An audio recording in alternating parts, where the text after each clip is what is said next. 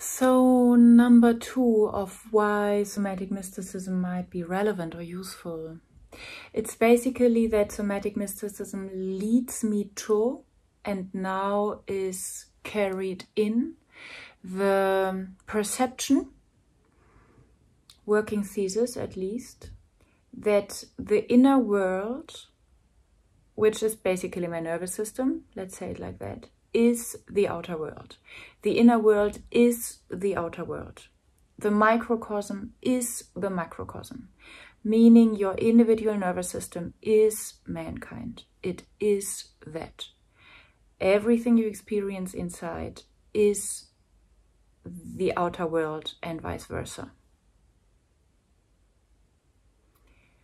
And this is something that spiritual sayings and texts and insights talk about in many, many different words.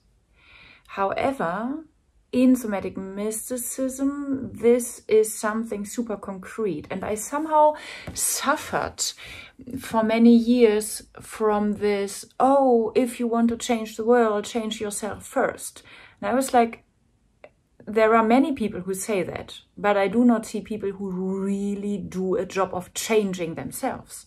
They rather say, sorry, I'm too busy with my plans for changing myself, at least tomorrow, so I cannot save the world today. And I was frustrated because I was like, okay, at the end of the day, we are like, oops, Mother Gaia is dying.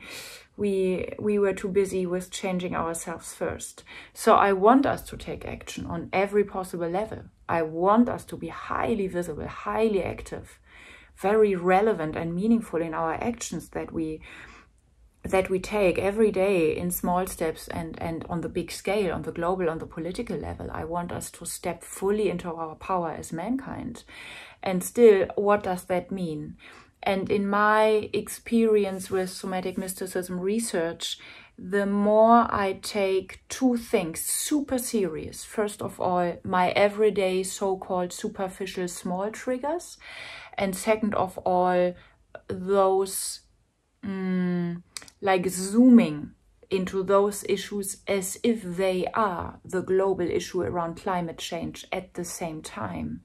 The more I take that serious, the more I hack something that then somehow effortlessly, or with less effort, is translated to the global scale.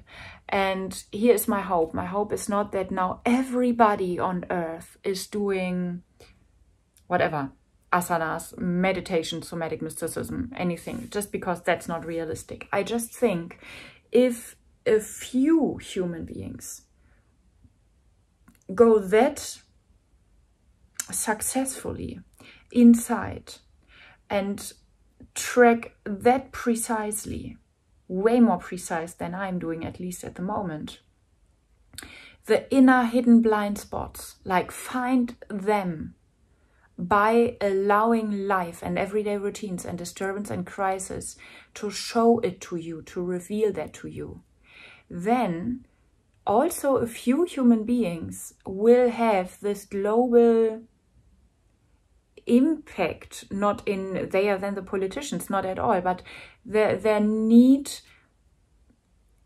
I think what we need is on a global level of saving mankind and nature and climate and dolphins and everything at the same time. And we will save only everything at the same time or nothing.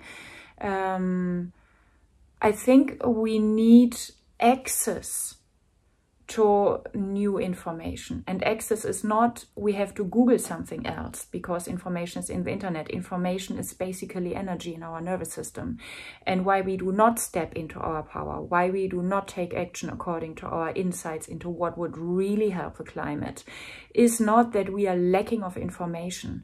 We are lacking of access to this information as practical for our nervous system.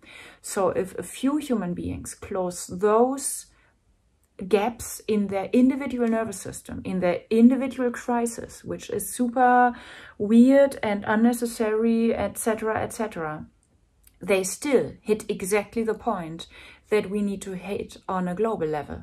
And to be honest, I'm not interested in any spiritual or personal development that somehow is my own private fun, entertainment or hobby, because I was privileged enough to spend the last years of mankind amongst a few billion others.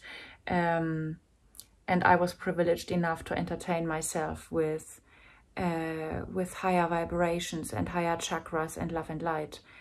I'm interested in spirituality somehow only when it is also aimed at make me with my personal fulfillment unnecessary and give me this way bigger satisfaction of stepping into something in myself that is beyond myself, and that is somehow incorporating the whole outer world as the inner world. So the moment we somehow in this dimension of challenge and energy and rage and aggressiveness and effectiveness step into changing our inner world, we will change the outer world. We won't be able to hinder us from that. So that's, I think, this radical, aggressive, almost testosterone in somatic mysticism is something that I feel highly attracted to, because it gives me a framework for spiritual and high energy that doesn't miss the aspect of power and impact and satisfaction and courage.